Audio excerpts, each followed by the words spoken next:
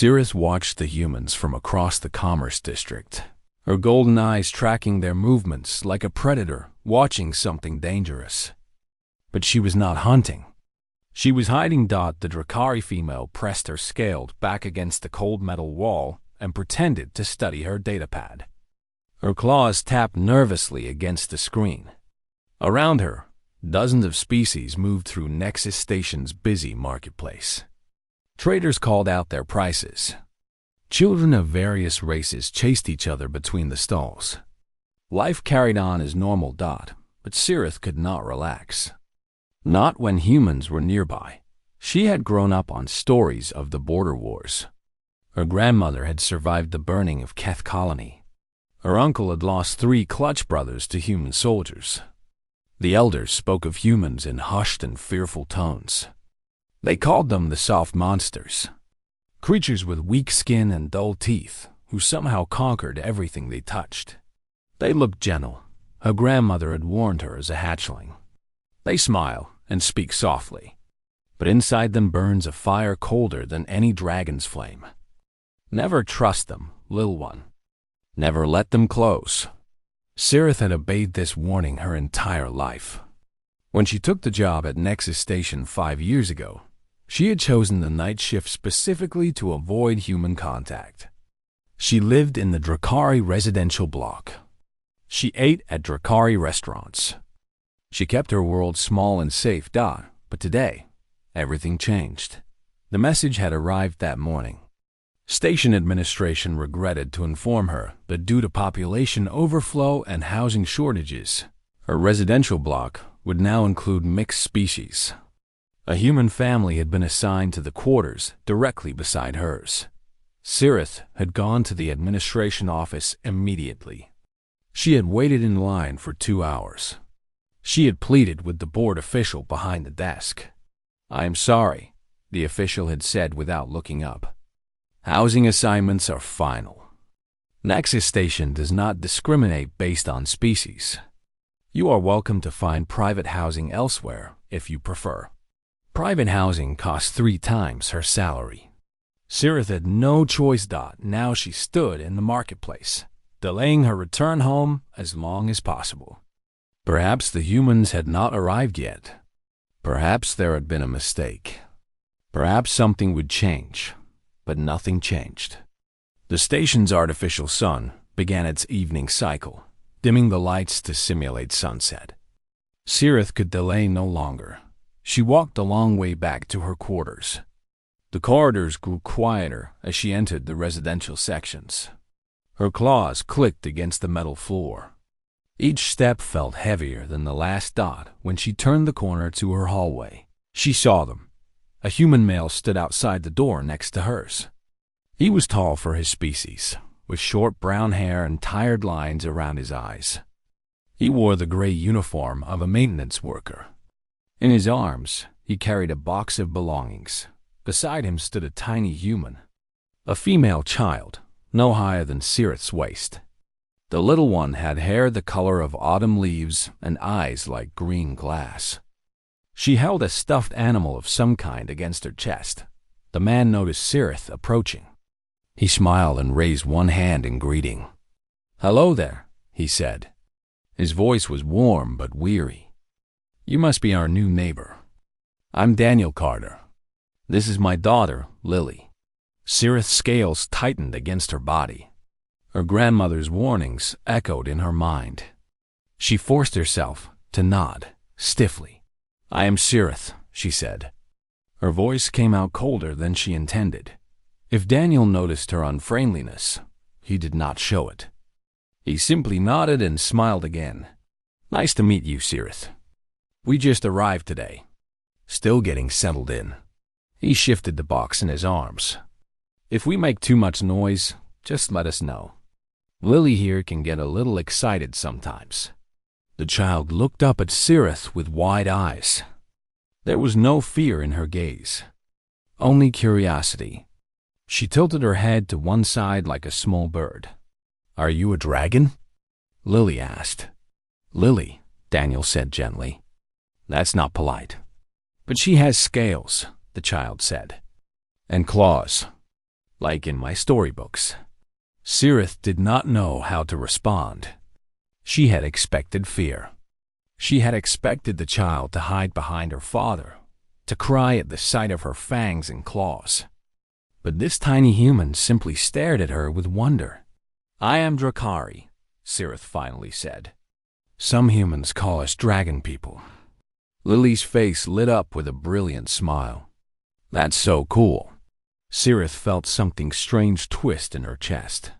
She pushed it away and turned toward her own door. "I must go," she said. "Good evening." She retreated into her quarters and sealed the door behind her. For a long moment, she simply stood in the darkness, listening to her own rapid heartbeat. Through the wall, she could hear muffled voices. Daniel speaking softly, Lily laughing at something. The sounds of a family settling into a new home. Sirith moved to the far corner of her quarters, as far from the shared wall as possible. She told herself that she would simply avoid them. She would leave early and return late. She would pretend they did not exist. This plan lasted exactly 3 days. On the third evening, Sirith was preparing her meal when her door chimed. She checked the security screen and felt her scales ripple with anxiety. Daniel Carter stood outside, holding Lily's hand. The child wore sleeping clothes decorated with stars. Sirith considered not answering. But the door chimed again and again. Finally, she opened it. Daniel looked worse than before. His face was pale and tight with stress. Dark circles shadowed his eyes. "I'm sorry to bother you," he said. The words tumbled out quickly. "I know we don't know each other. I know this is strange. But I have nowhere else to turn." Sirith said nothing. She simply waited. Daniel took a deep breath. "I just got called for an emergency repair job. Deep space hull work in Sector 7. It's dangerous, but it pays well. Really well." He paused. "My wife passed away 2 years ago. I've been raising Lily alone since then. The station childcare center is full. I've called everyone I know. No one can help." He looked at Sirith with desperate eyes. "The job is 3 days. I need someone to watch Lily. I can pay you. Whatever you want." Sirith stared at him. Then she looked down at the small human child, who gazed back up at her with those strange green eyes. Every instinct in her body screamed at her to refuse. This was madness. She could not care for a human child. She knew nothing about them. She feared them, but something in Daniel's face stopped her. It was not aggression or threat. It was simply fear. The fear of a father who had no other choice. 3 days, Sirith heard herself say. "I will watch her for 3 days." Daniel's entire body sagged with relief. "Thank you. Thank you so much." He knelt down and hugged Lily tightly. He whispered something in her ear. The child nodded and hugged him back. Then Daniel stood and handed Sirith a datapad filled with instructions. He thanked her 3 more times. He kissed Lily's forehead. And then he was gone. Sirith stood in her doorway, looking down at the tiny human who now belonged to her care. Lily looked up at her and smiled. "Do you have any snacks?" she asked. Sirith had no idea what she had agreed to. The second day was easier than the first. Sirith woke early and prepared breakfast. This time, she followed Daniel's instructions more carefully. The noodles came out better. The fruit was fresh. Lily ate everything on her plate and smiled. "You're getting good at human food," the child said. Sirith felt an odd warmth at the small praise. She pushed it away and began cleaning up. The morning passed slowly. Lily drew more pictures on the datapad. She asked endless questions about Drakari culture, Drakari food, Drakari everything. Most of the questions were simple. Some were strange. "Do you breathe fire?" Lily asked. "No, that is a myth." "Can you fly?" "No, we do not have wings." "Then why do humans call you dragons?" Sirith paused. Because we have scales and fangs. Because we are strong. Because your ancestors feared things that look like us. Lily considered this seriously. But you're not scary. Many humans would disagree. Then many humans are wrong. Cirith did not know what to say. She returned to cleaning Dot after lunch. Lily grew restless. She had been inside too long. She needed to move, to play, to burn off the endless energy that seemed to fill human children. Can we go outside? Lily asked. Please? Cirith hesitated. The station had recreation areas, but they would be crowded with other residents. Other eyes watching them. Other whispers. But Lily looked at her with such hope that Cirith could not refuse. They walked to the nearest park level, an artificial green space filled with trees and grass and benches. Children of various species played together on climbing structures. Parents watched from nearby. Lily ran toward the play area immediately. She climbed and jumped and laughed with pure joy. Cirith found a bench at the edge of the space and sat down, watching Dot. Other parents looked at her. Some with curiosity. Some with suspicion. A human mother pulled her child closer when Cirith's eyes met hers. Cirith looked away. She was used to this.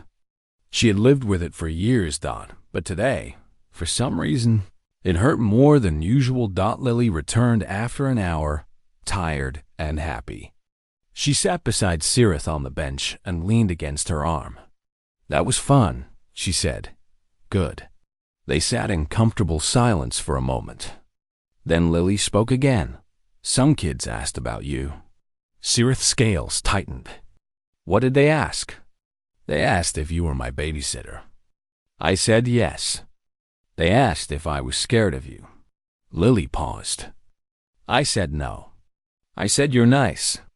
Something twisted in Cirith's chest. You should not say such things. Other humans might think you are strange. Lily shrugged. I don't care what other humans think. The statement was so simple, so casual, as if the opinion of the entire galaxy did not matter as long as Baz. Lily knew the truth. Cirith looked down at the small human beside her. 6 years old, motherless, living on a strange station with a father who worked dangerous jobs. Yet somehow, she was braver than Cirith had ever been.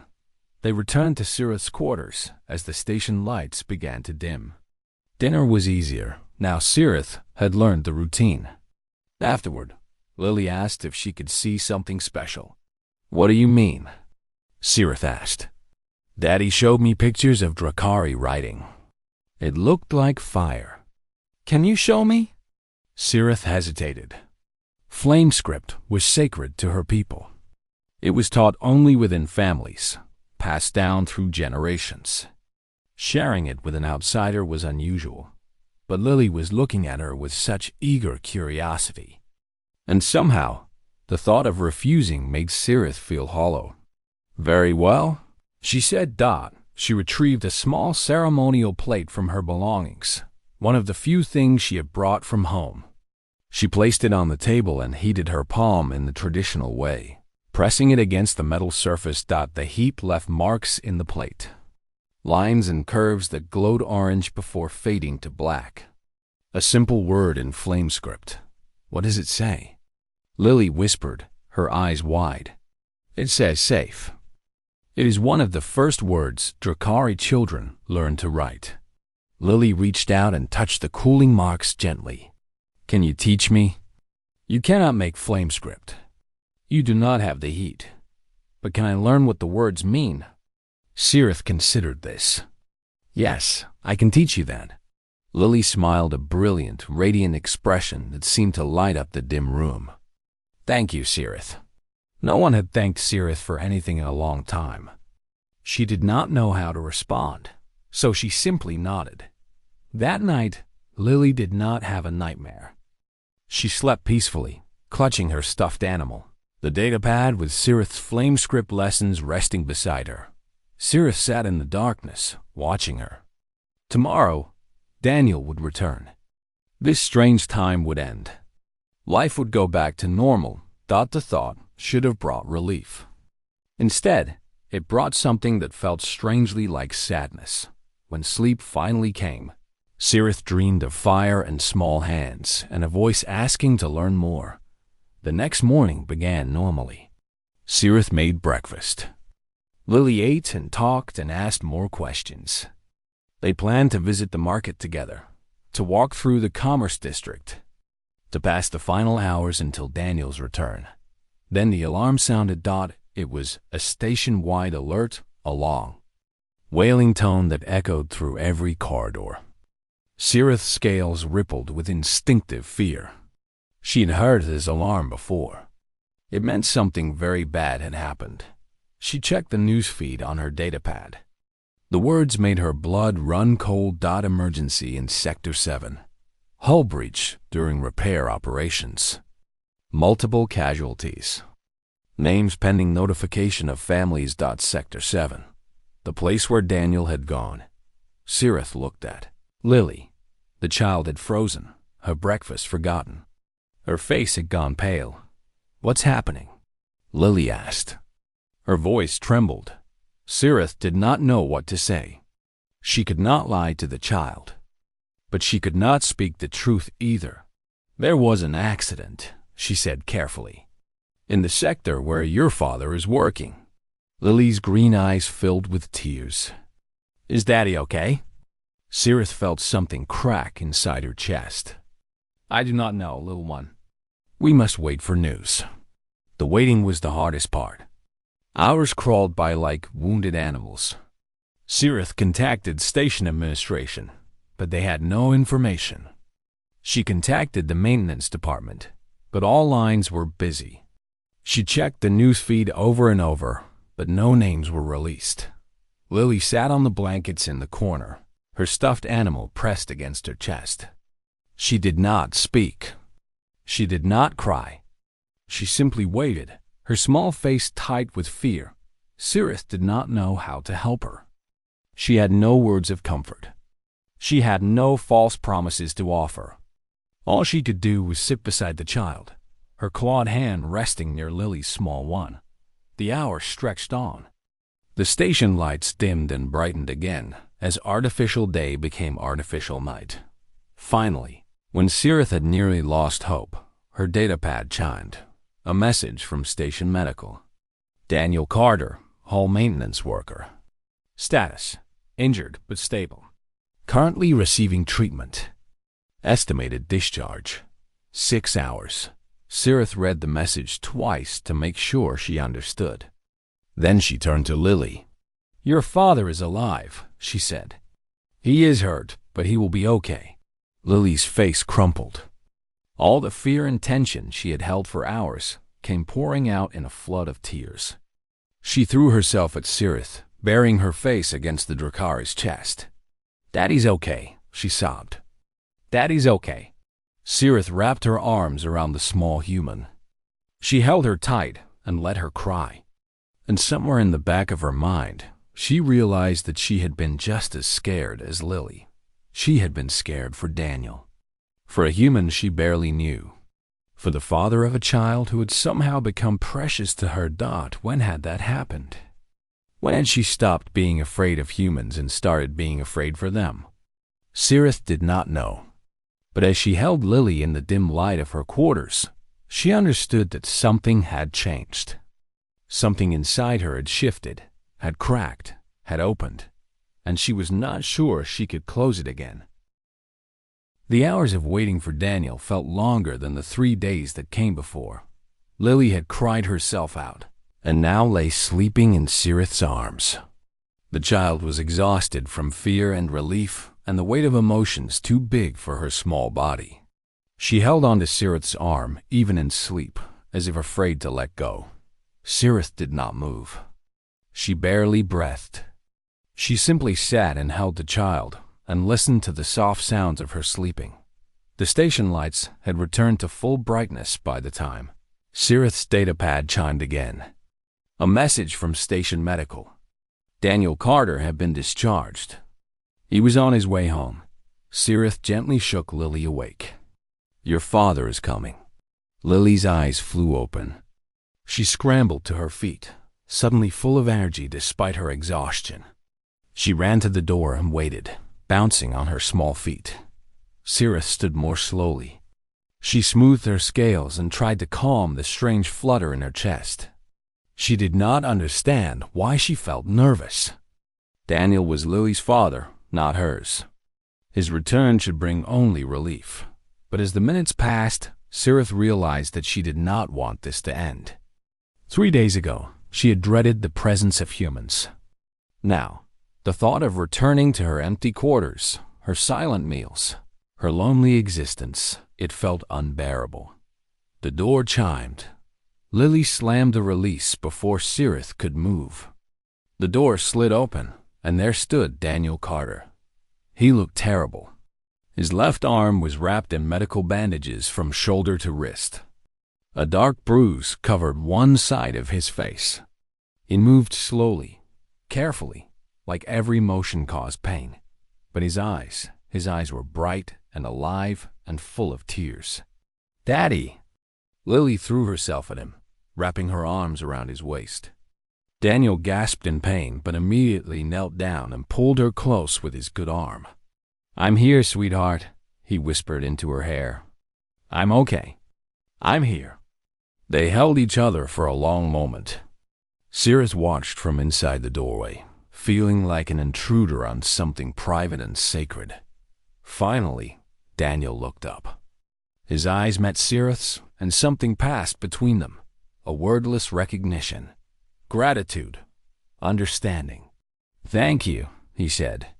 His voice was rough with emotion. "I don't know how to thank you enough." Cirith shook her head. "She is a good child. She was no trouble." Daniel's eyes lingered on Cirith for a moment longer. Then he turned his attention back to Lily, stroking her hair and answering her worried questions about his injuries. They stood in the corridor for several minutes, before Cirith realized she should invite them inside. She stepped back and gestured toward her quarters. "Please, come in. You should rest." Daniel nodded gratefully. He limped inside, Lily still clinging to his hand. He lowered himself onto Cirith's sitting platform with a grimace of pain. "The whole breach happened so fast," he said quietly. "One moment we were running standard repairs. The next, the metal just gave way. 3 of us got hit with debris. I was lucky. Others weren't." Cirith felt cold spread through her scales. "Others died?" "One, a good man, had a family back on Earth." Daniel's voice cracked. "I keep thinking, if I had been standing 2 feet to the left, but you weren't." Cirith spoke before she could stop herself. "You are here. You are alive. Your daughter needs you." Daniel looked at her. For a moment, his exhaustion seemed to lift, replaced by something softer. "You're right. I'm sorry. I shouldn't dwell on what could have happened." Lily climbed onto the platform beside him, carefully avoiding his injured arm. She rested her head against his shoulder. "Cirith took good care of me," she said. "She made me noodles. She taught me dragon riding." Daniel raised an eyebrow. "Dragon riding?" "Flame script," Cirith explained, feeling oddly embarrassed. "It is a Drakari tradition." I showed her the basics. Daniel's expression shifted to something Cirith could not read. "That's really special. Thank you for sharing that with her." Cirith did not know what to say. She simply nodded. They sat in comfortable silence for a while. Lily's eyes grew heavy. Within minutes, she was asleep again, curled against her father's side. Daniel looked down at her with infinite tenderness. Then he spoke, his voice barely above a whisper. "Her mother died in an accident, too. Transport crash. Quick and unexpected." He paused. "After that, I promised myself I would never let anything happen to Lily. I would keep her safe no matter what." Cirith understood. "That is why you work dangerous jobs. They pay better. You are building security for her future. Exactly. Daniel met her eyes. When I got the call for this job, I almost said no. 3 days away from her felt like too long. But the pay would have covered her medical treatments for 6 months. Medical treatments? Daniel's face tightened. Lily has a condition. Her bones don't grow properly. She needs regular treatments to keep them strong. The treatments are expensive. Most stations don't cover them fully. Sirith looked at the sleeping child. So small, so fragile. Already fighting battles that Sirith could not see. She never told me, Sirith said. She doesn't like to talk about it. She wants to be normal. Daniel smiled sadly. She's stronger than anyone I know. Braver too. She never complains, never feels sorry for herself. She just keeps going. Sirith felt her scales tighten. She is remarkable. She really is. Daniel paused. She talked about you non-stop in her messages. Before everything went wrong on the hull, I mean. She said you were teaching her things. She said you weren't scary like the other kids said. Sirith flinched at the word scary. Children said she should be scared of me? Some did. But Lily didn't care. She told them they were wrong. Daniel's eyes warmed. She's a good judge of character, my daughter. If she trusts you, that means something. Sirith did not know how to respond. No human had ever spoken to her like this. No human had ever treated her like an equal, like someone worthy of trust and respect. She had spent 5 years believing that humans were monsters. Now, sitting in her own quarters with an injured human father and his sleeping daughter, she wondered if she had been wrong about everything. I should let you rest, she said finally. You can stay here until you are ready to move. Thank you. Daniel's voice was heavy with exhaustion. For everything. Not just the babysitting. For caring for her like she mattered. She does matter, Sirith said without thinking. Daniel smiled, a real smile. Tired but genuine. Yeah, she really does. He closed his eyes, leaning his head back against the wall. Within moments, he was asleep too, his good arm wrapped protectively around Lily. Sirith stood and watched them. Father and daughter, vulnerable and trusting, sleeping in a stranger's home. They had placed their safety in her clawed hands, and she had not hurt them. She had protected them. She had cared for them, and somewhere along the way, she had started to love them. The realization hit her like a blow to the chest.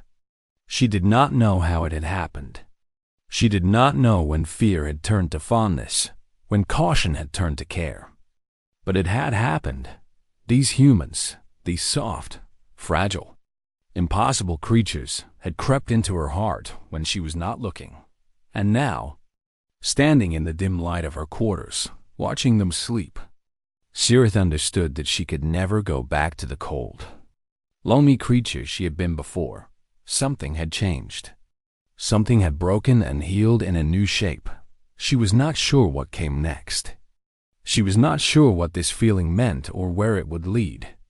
But for the first time in 5 years, Sirith did not feel afraid. She felt hope. Daniel and Lily returned to their own quarters the next morning. Sirith helped them move, carrying boxes that Daniel could not lift with his injured arm.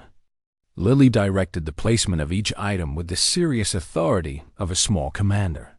Her stuffed animal sat in the place of honor on her bed. When everything was settled, Daniel stood in his doorway and looked at Sirith with quiet gratitude. I don't know how to repay you, he said. The credits I offered don't feel like enough. Sirith shook her head. Keep your credits. You need them for Lily's treatments. Daniel's eyes widened. She told you about that? No, you did. Last night.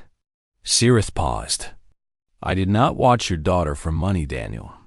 I watched her because you needed help. That is reason enough. Daniel was silent for a long moment. When he spoke again, his voice was rough. My wife used to say that the measure of a person is how they treat strangers in need. He met Sirith's eyes. She would have liked you. Sirith did not know what to say. She simply nodded and turned to leave. Wait. Daniel stepped forward. I have another job in 2 weeks. Shorter this time, just 1 day. Would you be willing to watch Lily again? Not as a stranger this time. As a friend. The word friend hung in the air between them. Sirith felt something warm bloom in her chest. Yes, she said. I would be willing. Lily appeared at Daniel's side, her face bright with joy. Really? You'll come back? I will come back, Sirith confirmed. Lily threw her arms around Sirith's waist and hugged her tightly. Sirith stood very still, her clawed hands hovering uncertainly. Then, slowly she placed one hand on the child's back. Thank you. Sirith, Lily whispered. You are welcome, little one. The weeks that followed changed everything. Sirith began spending more time with the Carters. She watched Lily whenever Daniel had jobs. She joined them for dinners in their quarters. She taught Lily more flamescript and learned human games in return. The other Drakari on the station noticed. Some made comments behind her back. Some confronted her directly. You spend too much time with the humans, one of her colleagues said during a shift. People are talking. They say you have forgotten what you are. Sirith's scales rippled with anger. I know exactly what I am. I am someone who judges others by their actions, not their species. The colleague scoffed. Humans are dangerous. The war proved that. The war was decades ago. These humans have done nothing to harm us. Sirith turned away. I will not hate a child because of battles fought before she was born. The confrontations continued, but Sirith stopped caring. Let them talk. Let them judge. She had found something real, something precious, and she would not give it up for the approval of small minds. One evening, 3 months after Daniel's accident, Sirith arrived at the Carters' quarters for dinner. Lily greeted her at the door with a datapad in hand. Look, the child said proudly. I practiced. On the screen was a drawing of flamescript. Wobbly and imperfect, but recognizable. The word safe. Sirith felt her heart swell. You remembered. Of course I remembered. You taught me. Lily grinned. Daddy helped me look up more words. I can write love now too. And family. Sirith stared at the small human. 3 months ago, she had been afraid of this child's entire species. Now, this little girl had learned sacred Drakari script to surprise her. Had studied and practiced and remembered because Sirith mattered to her. You honor me, Sirith said softly. This is a great gift. Lily beamed and grabbed Sirith's clawed hand, pulling her inside. Dinner that night was warm and lively. Daniel had cooked something called pasta. Sirith was still learning human foods, and Lily talked endlessly about her day at the station school. She had made friends. She had learned new things. She was thriving. After dinner, Daniel and Sirith sat on the small balcony overlooking the station's main atrium. Lily had fallen asleep on the couch inside, exhausted from her own chatter. She's doing better, Daniel said quietly. Her last scan showed improvement. The doctors think she might not need treatments forever. That is wonderful news, Sirith said. It is. Daniel was quiet for a moment. Then he turned to face her. I've been thinking about something. About what you said that first night when you agreed to watch her. Sirith tilted her head. What did I say? You said 3 days. Like you were counting down to when this would be over. Daniel smiled gently. But it didn't end, did it? These 3 months? They felt like something else. Something more. Sirith looked out at the atrium below. Beings of 100 species moved through the bright space, living their separate lives.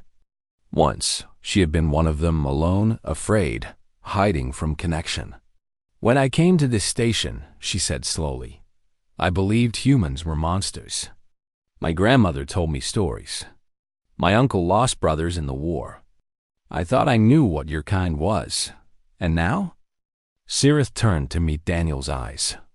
Now I understand that monsters are not a species. They are a choice. Every being chooses what they will be: cruel or kind, closed or open. She paused. Your daughter taught me this. She chose to see me, not my scales or my fangs. She chose to trust me before I gave her any reason to. Daniel nodded slowly. She has that gift. She sees the best in people. She sees the truth, Sirith corrected. That is different. They sat in comfortable silence for a while. Then Daniel spoke again.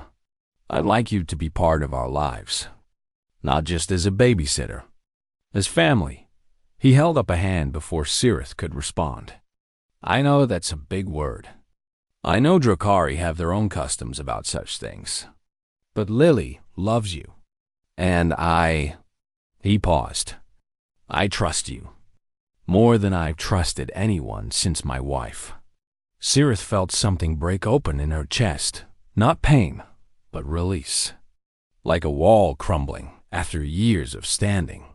Among my people, she said carefully, family is not made by blood alone. It is made by fire bonds. Promises sealed in heat and witnessed by flame. She looked at Daniel. I do not know if humans have such rituals. We have promises, Daniel said. We have words and choices and showing up every day. Then perhaps that is enough. Sirith reached out and placed her clawed hand over Daniel's smaller one. I choose this. I choose you and Lily. I choose to be part of whatever this becomes. Daniel's eyes glistened. He turned his hand over and squeezed Sirith's claws gently. Then welcome to the family. Later that night, Sirith carried Lily to her bed. The child stirred as Sirith tucked the blanket around her. Sirith? Lily murmured sleepily. Yes, little one? Are you staying? Sirith smoothed the hair from Lily's forehead. Yes, I am staying. Lily smiled and closed her eyes. Good. I love you. The words hit Sirith like sunlight after years of darkness. She stood frozen for a moment, her clawed hand resting on the child's small shoulder.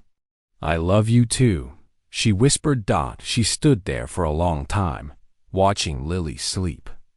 Then she walked to the doorway, where Daniel waited. Thank you, he said quietly. For everything?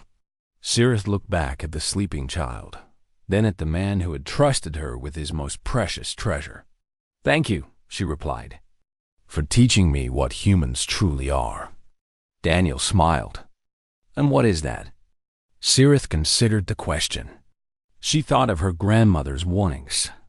She thought of the war stories and the fear she had carried for so long.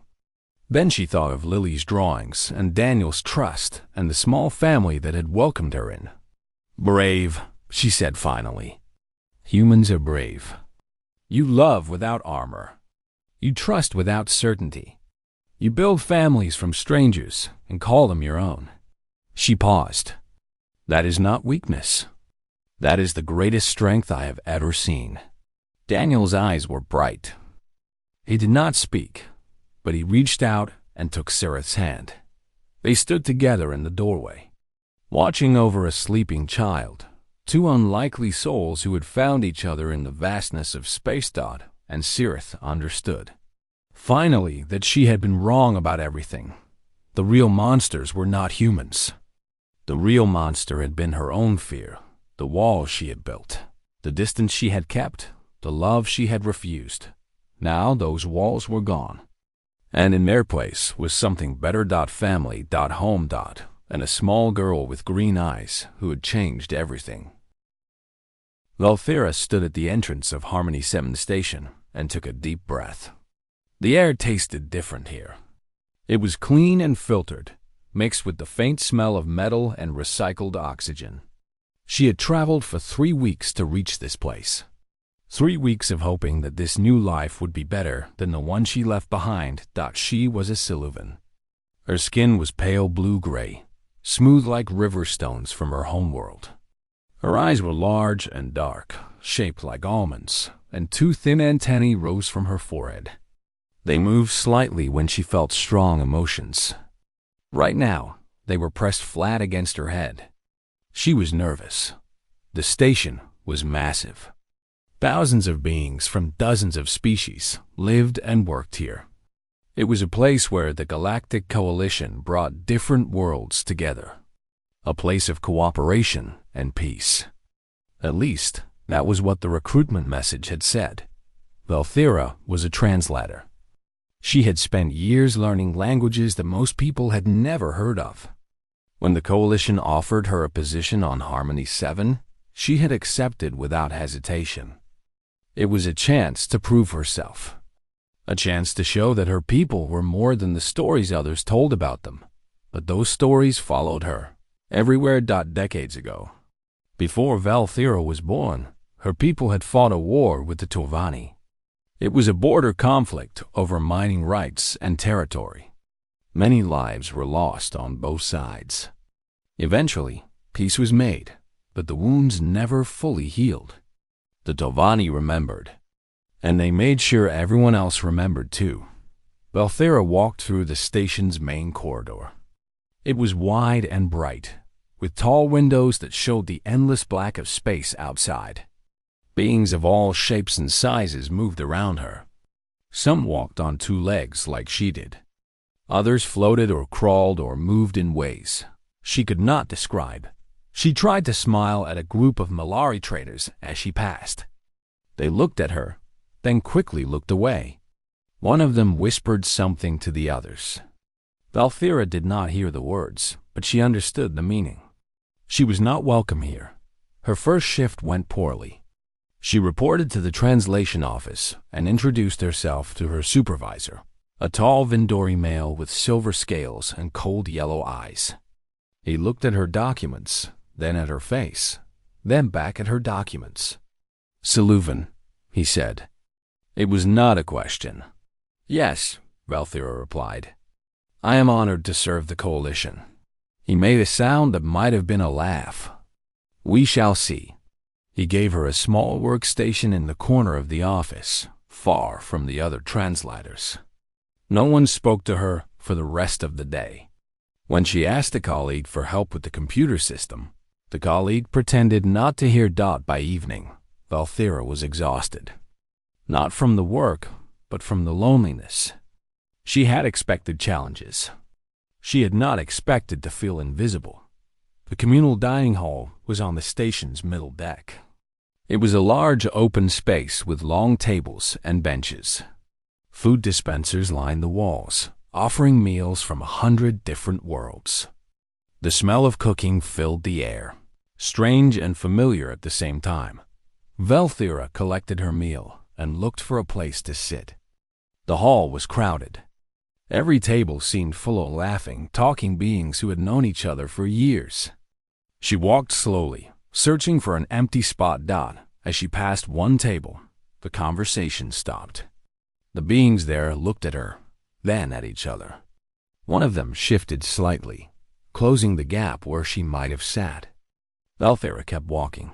She found a large table near the far wall. It was almost entirely empty. Only one corner was occupied by a small group of maintenance workers who paid her no attention. She sat at the opposite end, as far from everyone as possible. The food was good. Some kind of grain mixed with vegetables and a protein she did not recognize.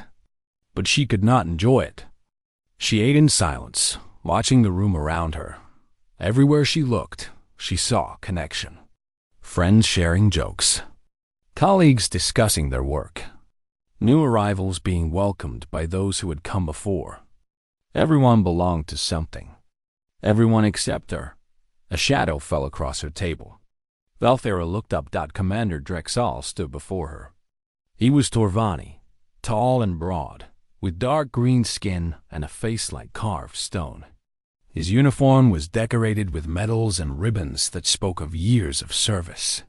His eyes were fixed on her with an expression she knew all too well. "This table," he said slowly, has always been used by the engineering staff. Valthera glanced at the empty seats around her. I did not know. I can move if you need the space. Drexel did not sit. He did not call anyone else over. He simply stood there, looking down at her. Some seats, he said, should remain empty. It is better that way. Cleaner. Valthera felt her antennae flatten against her head. She understood what he meant. He was not talking about seats. He was talking about her. I am simply eating my meal, she said quietly. I mean no offense. Your presence is the offense. He leaned closer. Your people should have stayed on your own world. You do not belong in coalition space. You certainly do not belong on my station. He straightened and walked away without another word. Valthera stared at her food. Her appetite was gone. She felt smaller than she had ever felt in her life. The hope she had carried with her from her homeworld seemed foolish now, childish. What had she expected? That things would be different here. That people would see her for who she was instead of what her species had done before she was born. She pushed her tray aside and prepared to leave. There was no point in staying.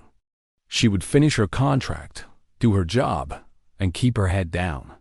She would not make friends here. She would not find a home. She would simply survive until she could go somewhere else. But as she stood, movement near the entrance caught her eye. A human woman walked into the dining hall. She wore a maintenance uniform stained with grease and dust from a long shift. Her hair was pulled back in a simple ponytail, and her face was tired but kind. She carried a tray of food and scanned the room, looking for a place to sit. Valthera watched her for a moment. Humans were strange creatures. They had only joined the coalition a few decades ago, yet they seemed to fit everywhere. They made friends easily. They laughed loudly. They treated every species the same, as if differences did not matter. The human woman's eyes moved across the room. They passed over the crowded tables, the busy corners, the groups of friends. Then they stopped on Valthera. Valthera looked away quickly. She did not want to be noticed. She did not want anyone else to tell her she did not belong. But when she looked back, the human was walking toward her.